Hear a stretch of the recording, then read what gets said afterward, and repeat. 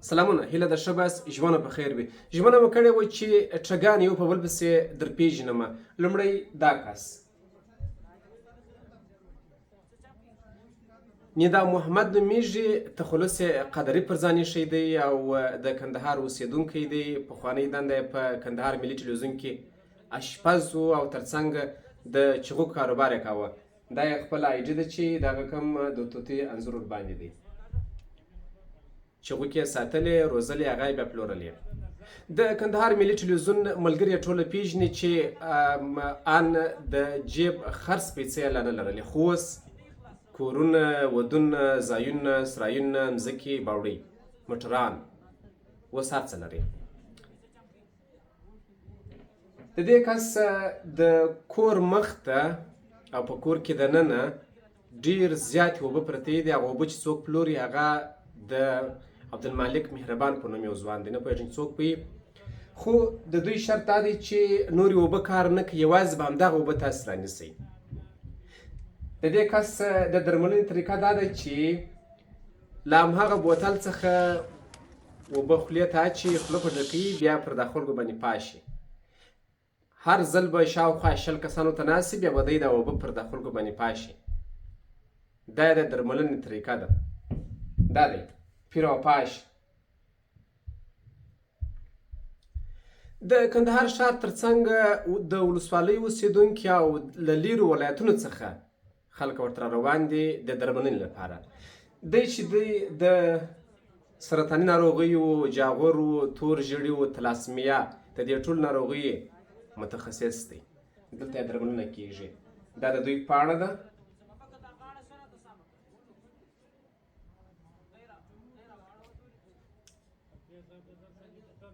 جالبه دا ده چې دا کس داسې 150 نه غواړي، تر 500 به کمې نه وي، ډېرې پیسې غواړي. او چې هر څوک ورته راسي چې د هغه هره ناروغي وي یا بیخي ان ناروغي ونه لري، چې هېڅ ونه لري، یعنې ساده د ګپې لپاره ورغلی، همدې همدا خبر ورته کوي چې ته سرطان یې. یعنې هر کس ته همدا خبره کوي، که سرطان یې که نه یې،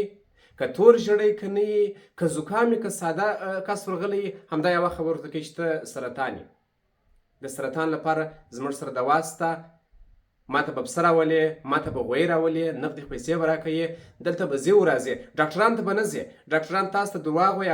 هغوی ته خطاباسي، تاسو ته دوکه درکوي، په هغه ځای کې ستاسو روغتیا ناشونې ده. دا کار زه کولی شم. ما ته الله تعالی دونه کرامت راکړی دی چې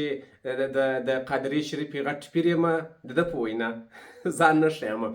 او ما 2 وظیفې کړي دي.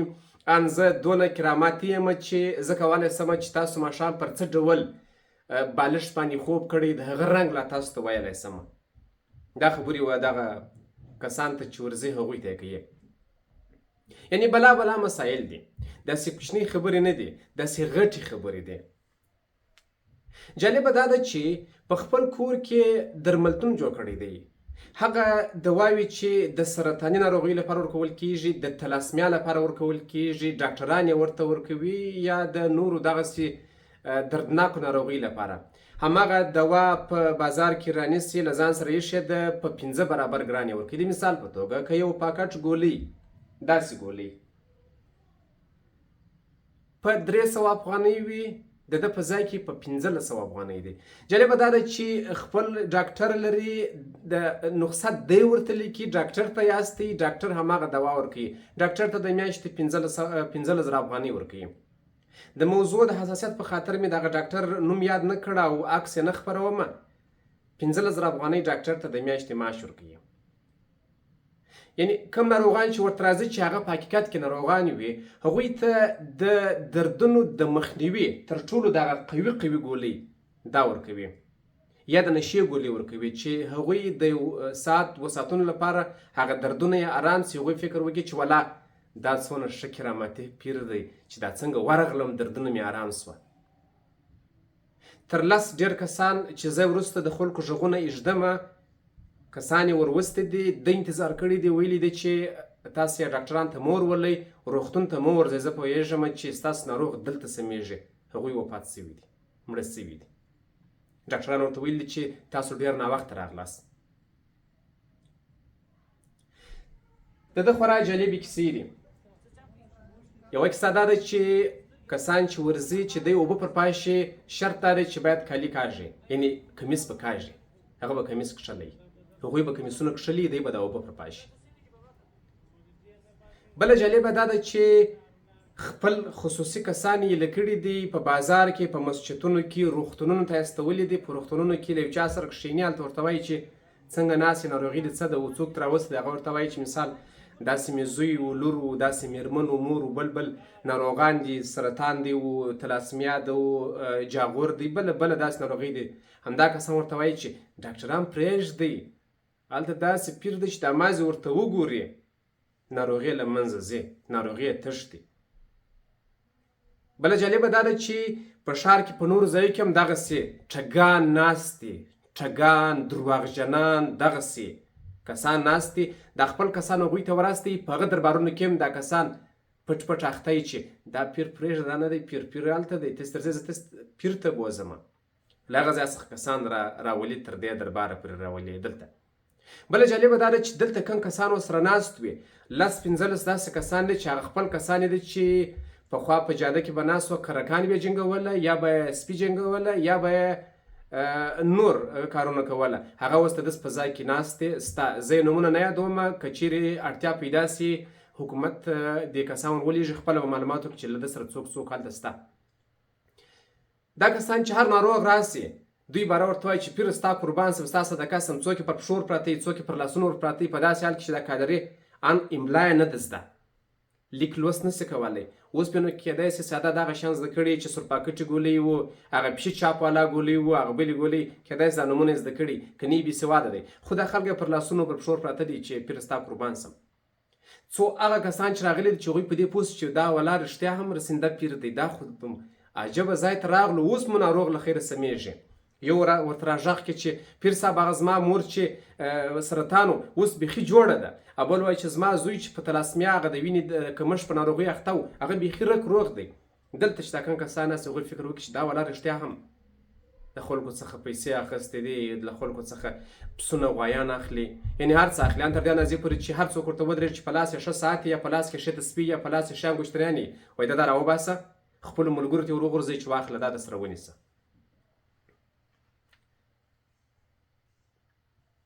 تاسې دا ویډیو وګورئ چې د ده پر پاڼه دي. دا هغه کسان دي چې د ده روزلي کسان دي. یعنې دا داسې غټ کاروبار دی، کوچنی کاروبار نه دی. زه اوس یو غږ خپرومه د موضوع د حساسیت په خاطر. زه د هغه کسانو د خپلو سرچینو غږونه زه تغیرومه، زه د ټولو غږونه ایږدمه. خدای دې وکړي چې ویډیو در باندې ونه غمیږي، تاسې تر پایه پورې د ټولو غږونه واورئ چې له چا څخه یې څه شی غوښتی دي او په کوم نوم یې غوښتی دی، څه رقم یې غوښتی دی. راځئ دغه اول غږ واورئ. زما په مریض وم نو د وینې سرطان و، بیا دلته ورغلم نو نور خلک راته وویل دا سرطان علاج دا علاج د باندې پوهېږي. نو بیا زموږ څخه 4000 افغانۍ واخیستلې او د یوې میاشتې په ضمانت جوړېږم. نو هغه پیسې چې مې ورکړې بره مې خور جوړه شوه، اوس پاکستان کې بستر ده، که نسخې غواړي کار شی غواړي هغه درشم. اوس دلته موږ ورته دی وایي وایي دا تاسو عقیده خرابه ده یا موږ عقیده نه وه سمه، که تاسو بېدینه یاست منځونه په دغه ده چې څه ګټه ونه کړه ډاکټر ماته بانې جوړوي. غږ مو واورېدی چې په څه رقم دوکه او چل و فریب یې پیسې ورڅخه اخیستې دي. راځئ دا بل غږ پسې واورئ. نو دې ته په غاړه کې مغلي درلودله، نو بیا موږ دې وروستي د اوسنی رشته سرطان یې. اول خو مریض ته څوک داسې وایي رشته سرطان یې، نه څوک په دې مریض څوک کوي، ځکه چې دا مریضي د دوی زړه اچوي. نو بیا ورته چې 2 میاشتې وخت لري، هغه ورته ځم پاکستان ته. زه ورته ویل چې دا د پاکستان پیسې چې هلته مصرف کړې دا زما ته چلانجي ده، انشاءالله جوړ به واپس. نو بیا یو څو دمنې وکړل، موږ لاړو پاکستان ته. وروسته چې ورغلو بیا ورغلو یو چا راته ویل چې یا تاسې څو ورځې دلته پسې واست انشاءالله ښه مو سره کېږي، چې ورغلو بیا یې دم نه کوئ، وایي دا هماغه وخت باندې کوم شی ویې راولي. نو زما سترګو لیدلي حال چې زه ناست وم په یوه خوا باندې چرګ راوغوښتې، د هغه په لاس باندې چرګ ورونی وي، خطا کې مړې کړي، دا چرګ یې مړ کړي. نو خلکو ته یې ویل چې ګوره دا ماته هم وکړي، دا ډېر زورور و، دا چرګ دا دې مړ کړي. نو هغه خفه کړی و، مړې کړي. یو بل ور دی هلته فارمیسیست دی، ده سره یو ځای هلته یو دوکان یې خلاص کړی دی، چا په اصطلاح باندې دواخانه یې خلاصه کړې ده، نو چې ډېر خلکو باندې دم وکړي. بیا وروسته یې کوچنۍ پارچې ورته لیکلي دي، لیکلي دي چې مثال دا د نس دا دپاره دا دوا ورکوه، دا د غوږ د درد لپاره ورکوه، دا د چیست لپاره ورکوه، پارچې ورته لیکلي دي. نو دی په پارچو کې ګوري هغه چې د درد مربوط هغه دوا یي، هغه یې لیکلي په خط باندې پښتو خط لیکلي انګلیش باندې ده. نو بیا هغه ته وایي چې دا دوا رانیسه، دا دواخانې چې ما ورخصتي هغه څخه رانیسه، بل ځای ما رانیسه، بیا بدله دوا درکړي. نو دا رانیسه د دې سره به جوړ شي. خلکو ته دوا یې وکړي ورور جانه،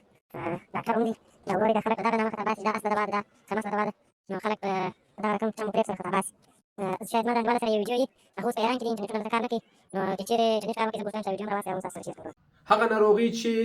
په روغتونونو کې درملنه ناشونې ده، لکه سرطان، لکه تلاسمیا، ان په نړیواله کچه درملنه ناشونې ده. دا ټګمارې ځای پر ځای رغې جوړوي، هغه هم په دا رقم چې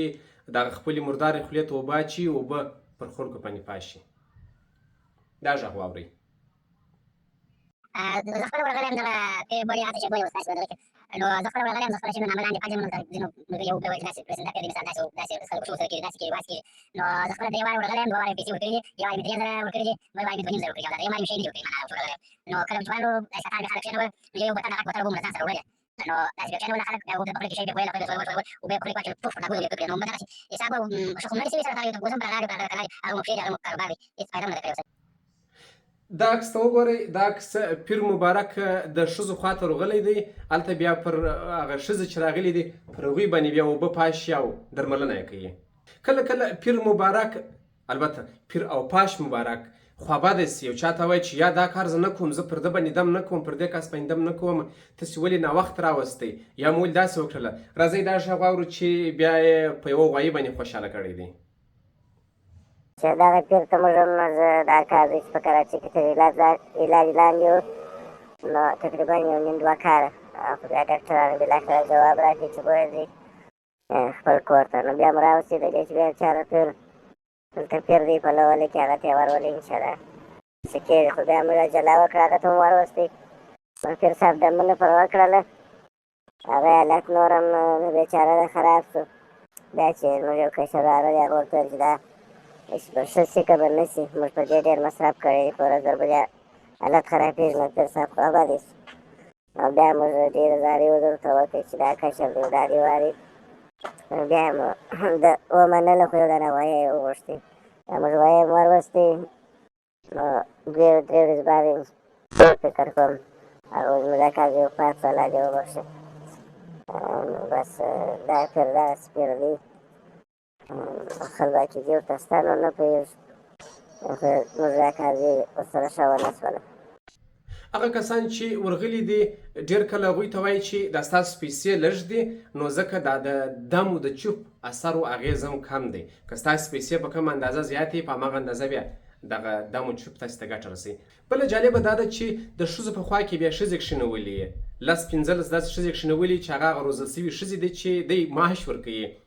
هغوی چې دا څنګه نورې ښځې راسي، دا ښځې ورته په ژړا سینارې کې چې ستا قربان سم پیره، هغه زما مور وه، زما خور چې سرطان و، هغه بیخي جوړه ده.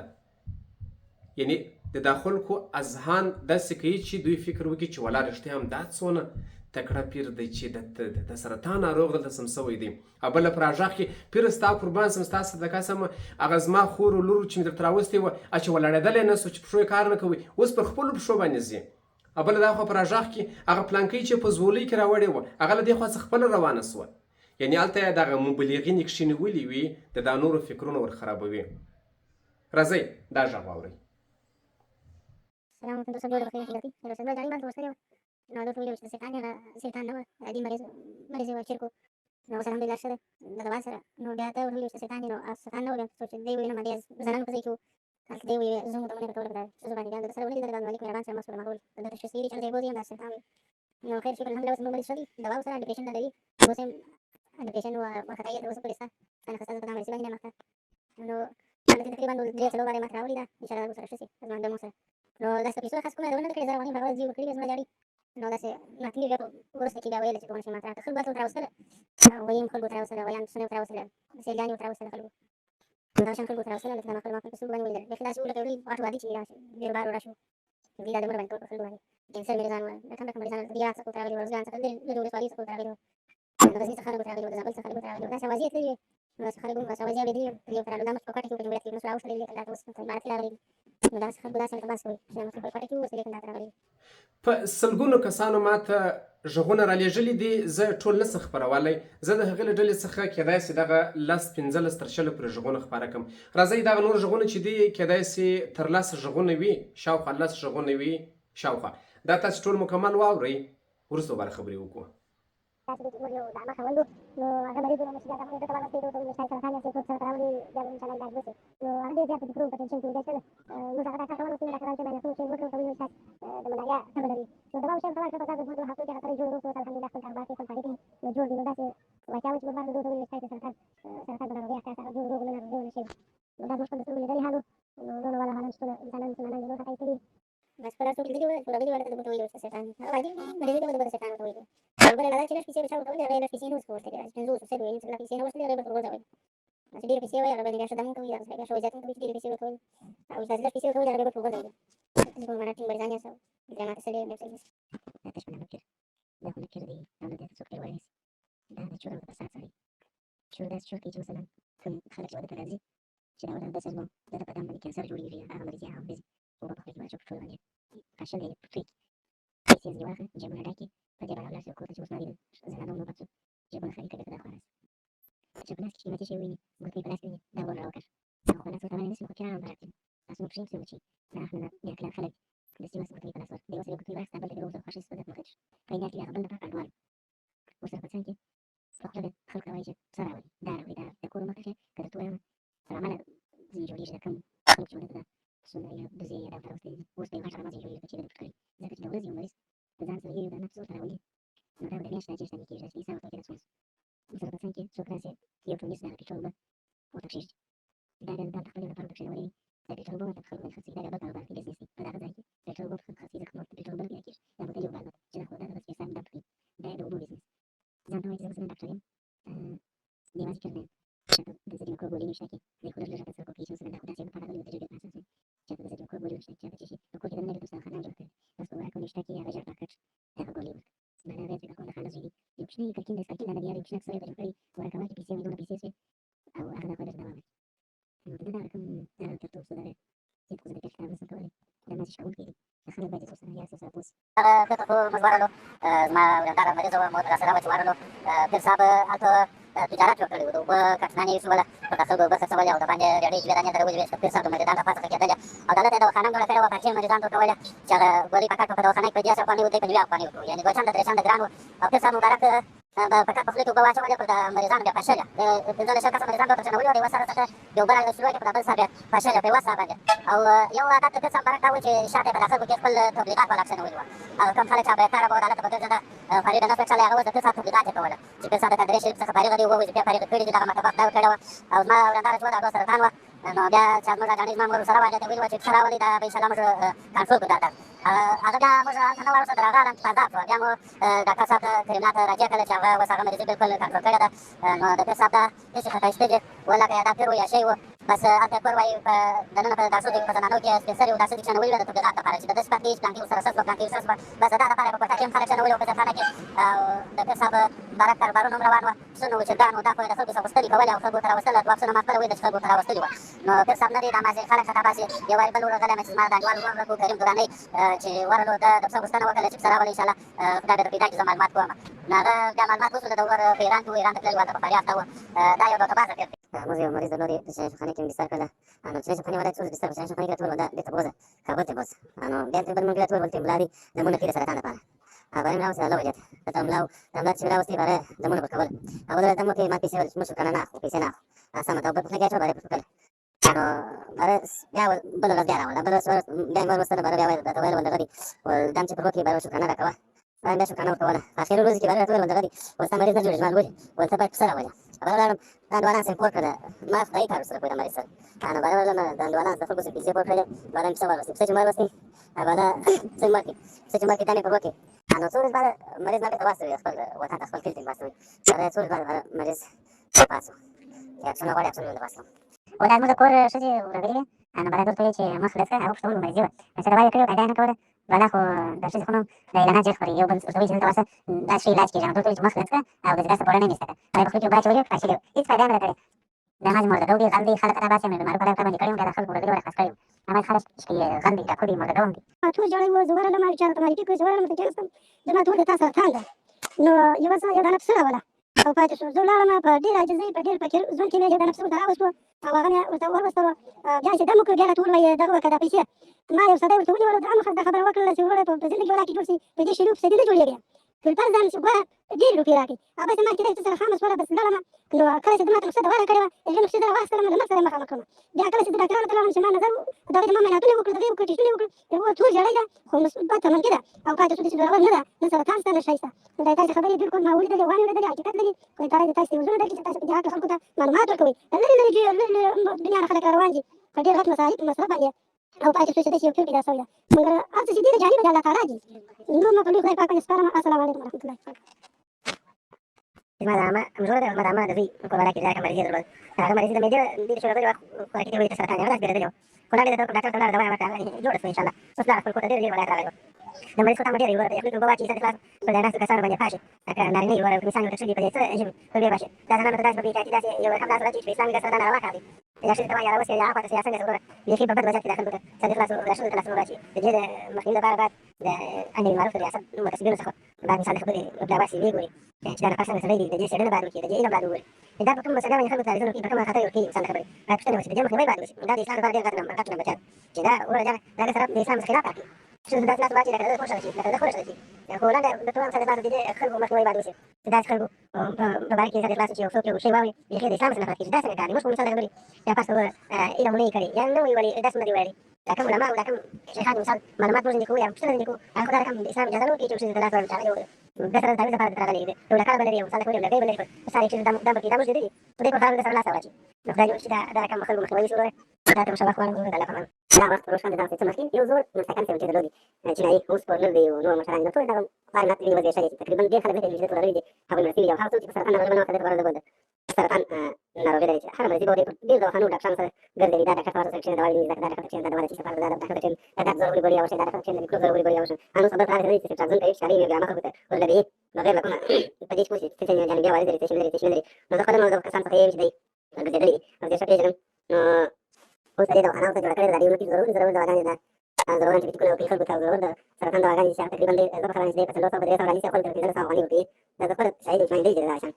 نو باید دولت دا وکړي چې دا شان مخنیوی وکړي او دواخانې پاره کړي څومره دواخانې سکامیر بنده کړې نو سکرین ته پاره کړی دی د خلک سکامیر ترلاسه د خپل مریضان چې دا موږ سره سره د پلان د ویستانه د سکامیر هغه اوس بېرته دواخانه ورله کړې دي دوا خلکو ورکوي ضروري دوا یې خلکو ته ورکوي چې په پارتیزان غواړي چې هغه غریبان خلک هم دي چې دا ستاسو چې کوم د زنانه راغلي اوس زه غواړم ځان ته باندې کار کوم د پیسو پیسې کې مې کړي په کیلو یې څخه غواړم چې هر څوک یې ویني هغونه پر کیلو باندې لاک کړي هر څوک یې هغونه پیسې درکړم خو دا ما ته په راټولي کار کوي دا د فساد برخه هیله ده غږونه مو ټوله اورېدلي وي او په موضوع مو ښه سم دقیق سر خلاصوي داسې نو په سلګونه غږونه زما سره شته چې دغسې فریب و چمې کړی دی درواغ دوکه دا کار یې کړی دی بله جالبه دا ده چې خپل کشر ورور یې هم پیر دی او خپل زوم یې دی څوک دی هغه یې هم پیر دی کله چې ناروغان زیاتیږي بیا هغوی دوه هغه دی یو دی بیا 300 کسان دا د اتفاقیې کار کوي چې پر د ناروغانو باندې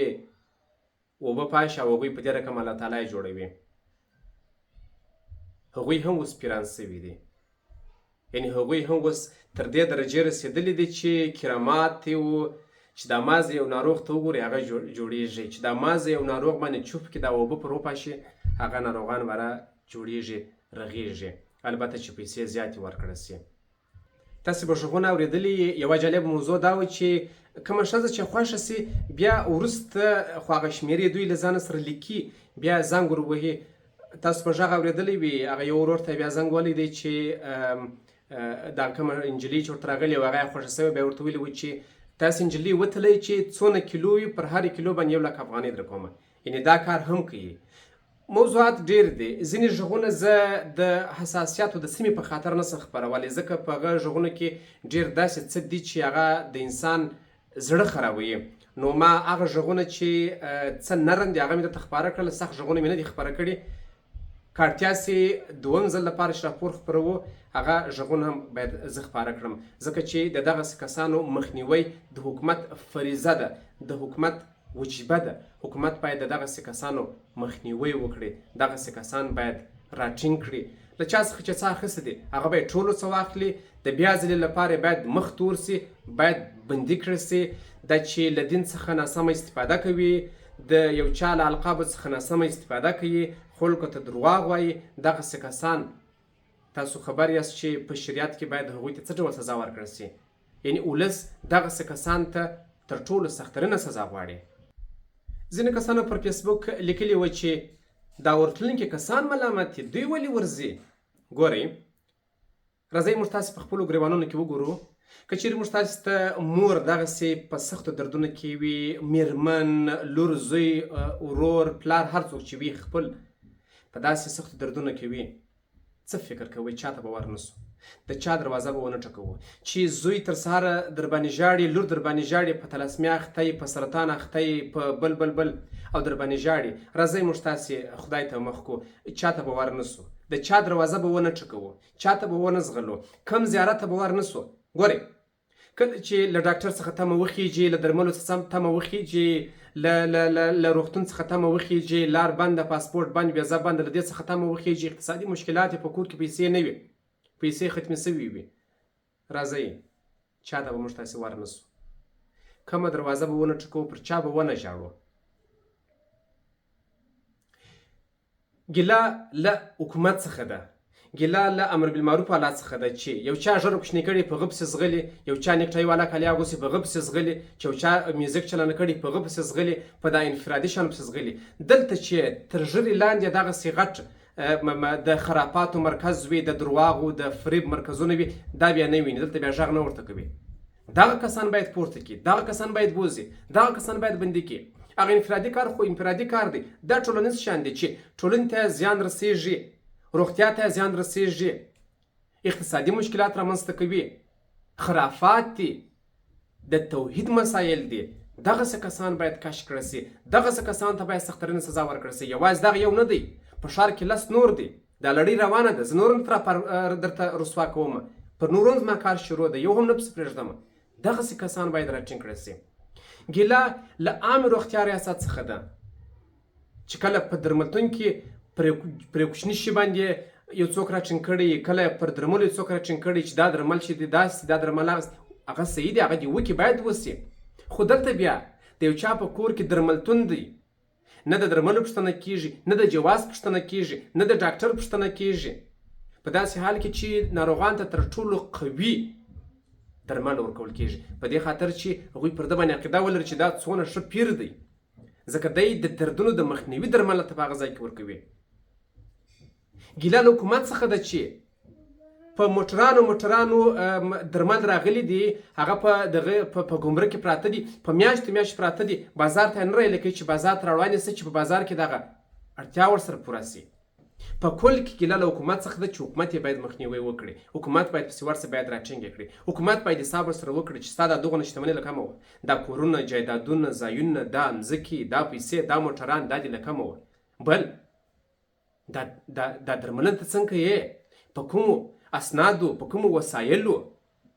په کومو زده کړو باندې ته دا درملنه کوې، باید دا پوښتنه ورڅه وسي.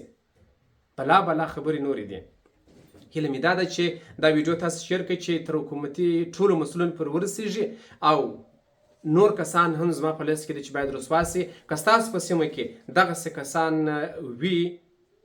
معلومات یې راولېږئ چې په ګډه کار پر وکړو او ټولنې ته وړاندې کړو چې د بیا ځل لپاره زموږ د ټولنې دردمن کړېدلي کسان تېروتنه ونه کړي او په تېروتنه دغسې کسان ته ور نه سي، ځکه هغوی خو ملامت نه دي، هغوی خو دردمن دي، مریضان لري، باید مخنیوی وسي. د داسې کسانو مخنیوی زما، ستاسو، د دوی د ټولو مسؤلیت دی. راځئ په ګډه یې مخنیوی وکړو. ډېره مننه.